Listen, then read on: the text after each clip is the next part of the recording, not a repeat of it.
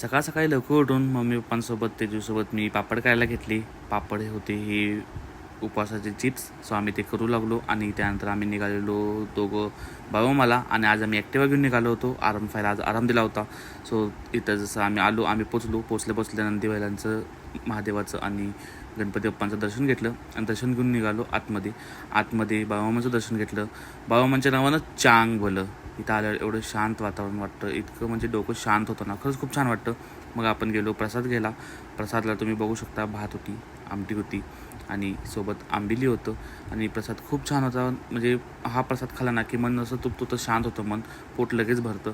आणि सर्वात मेन म्हणजे आम्ही जेव्हा बाहेर आलो तेव्हा आम्हाला पालखी भेटली, जे आम्हाला माहीत पण नव्हतं की आज पालखी सोहळा असणार आहे. सो आमचं लक खरंच चांगलं होतं. पालखीसमोर तुम्ही बघू शकता पालखी आली होती आणि त्यामध्येच आबा बसले होते आणि मागे मूर्तीही होती बाबामांची.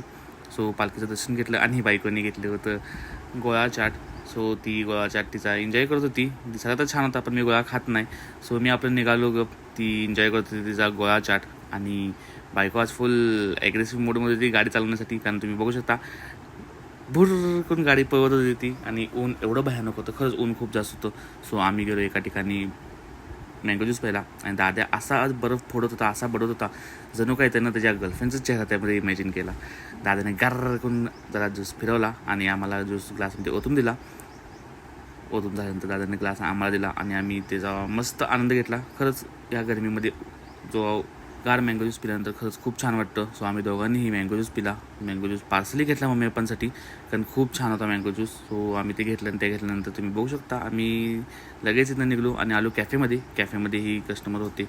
सो ऑर्डर्स वगैरे बनवून घेतली आणि तितक्यातच आपला भाऊ जो पुण्यावरती परत निघाला होता सुट्टी संपल्यामुळे, सुशा, तो आला होता. सो त्याला भेटलो, त्याला बाय म्हणलं आणि मग परत संध्याकाळी जेव्हा मी निघालो तेव्हा आपल्या दारातच कॅफेच्या एस टी बंद पडली होती. ती एस टी तिथे लागली होती आणि निघालो मी सरळ योगी दादांच्या इथं केस कापायला. केस खूप वाढले होते, म्हणलं उन्हाळा पण आहे, कापायची गरज आहे. सो कट केले.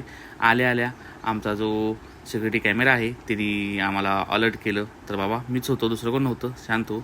आणि हा आहे माझा आता नवीन लुक. तुम्हाला कसं वाटतो माझा लुक नक्की सांगा. दाढी केली आहे, केस केलेले आहेत, खूप टाईमनंतर हा लुक मी आय थिंक केला आहे 4-5 वर्षानंतर. सो नक्की सांगा कमेंटमध्ये तुम्हाला कसा वाटतो. बाकी व्हिडिओला लाईक करा, शेअर करा आणि फॉलो नक्की करा इंस्टाग्रामला आणि यूट्यूबला सबस्क्राईब करा. थँक्यू.